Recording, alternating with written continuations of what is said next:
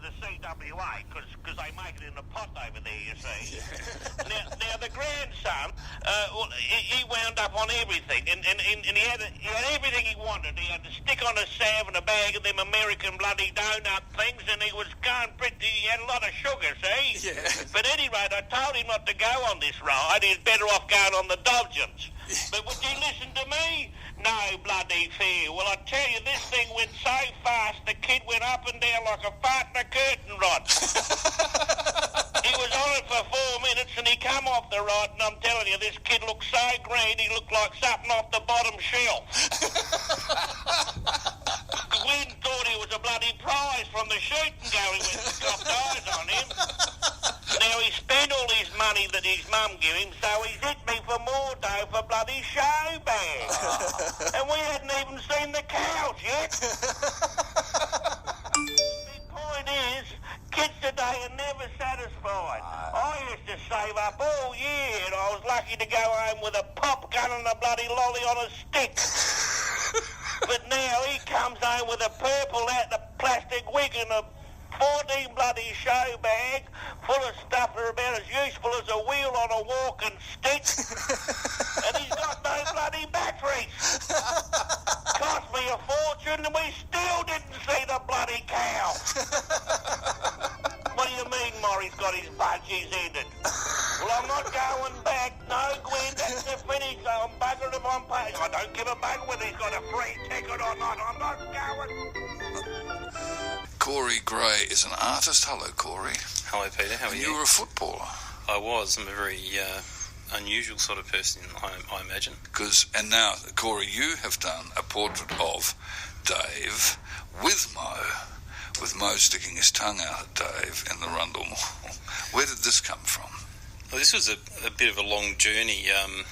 I actually do a bit of stand-up comedy as well with Jamie Hill, who was mentored by Dave, and after Dave passed, Jamie came to my last exhibition, saw a lot of stuff and said, I like all of this, but I'd like you to do something a bit different, and said I'd like to get a portrait of Dave, and that was immediately an intimidating thing, knowing that Sue was an artist and had painted Dave, and so we probably spent 6 months just talking about it and getting into the essence of who Dave was and what was meaningful to him and his relationship with Jamie as well as people he didn't know. And particularly Jamie described to me one day Dave's vision of seeing Mo and him telling Dave to become a comedian.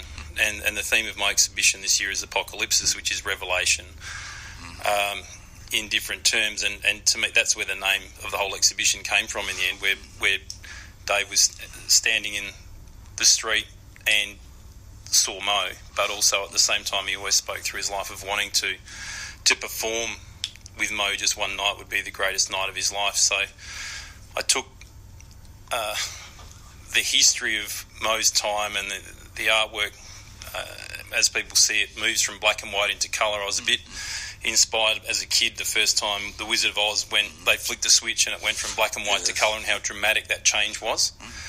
And so built that in there and had Dave and Mo on the billboards in the background, and further in the background were people who were to be influenced later in life, and just wanted to explain. Because there are people behind them, aren't there? Yeah, which is Jamie Hill and Steve G, who worked for many, probably 15 or 20 years with Dave.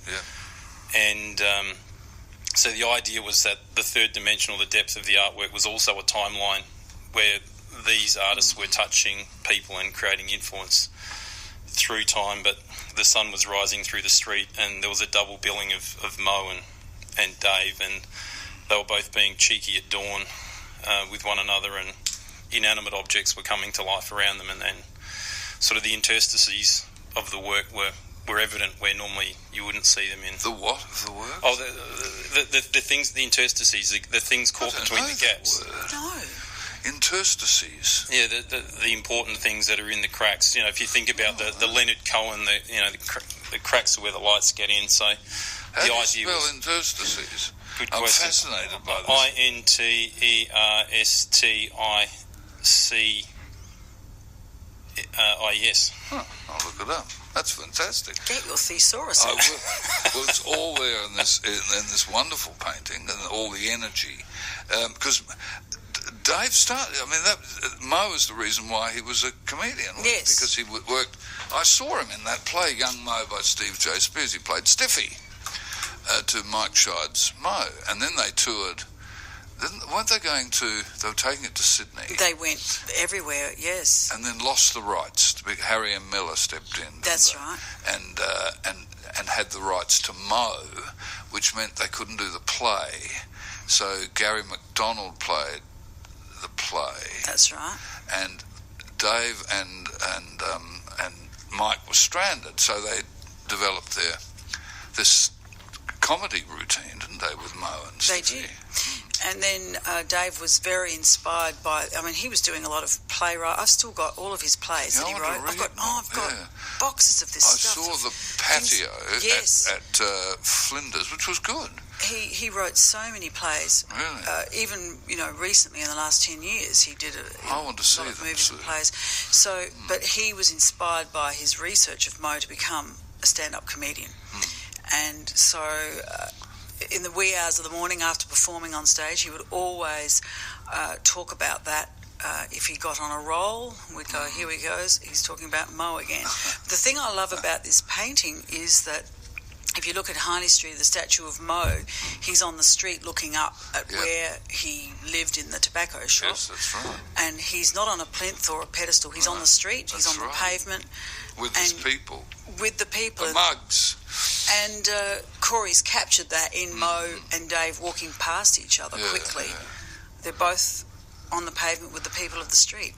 Now, this exhibition is at Lenzerheide. Yeah, so every year I do an exhibition, and this year, happily, Tom Gleghorn opened it for me, which is very exciting. And wonderful.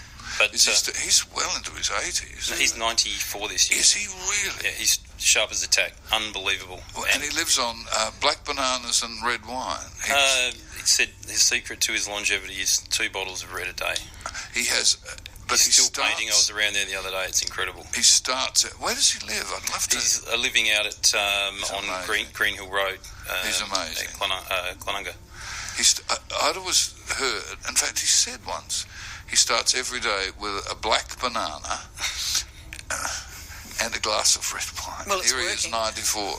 So the part of the theory of reaching out to Tom was that I have a strong view about that great societies and cultures are when you bring all of the good things together: food, wine, conversation, music, art, thought, philosophy. So once a year I do an exhibition, and it's always in a restaurant, it's always with lovely food, it's always with lovely wine. This year we had Amica Strings playing classical music, then we had jazz, and through one of my companies, I'm an engineer as a technologist as well, we raise a lot of money for charity. So we do it once a year. I donate 4 paintings to that and get people to come along, and this year we raised money for Carrick Hill and Roger Rashid Sports Foundation and the new stadium at Unley Oval and Cure for CF, and it's all comes together in one spot. And I thought Tom is the Dionysian par excellence, so yes, he is. Having him open such an event only seemed appropriate. Corey Gray, thank you very much.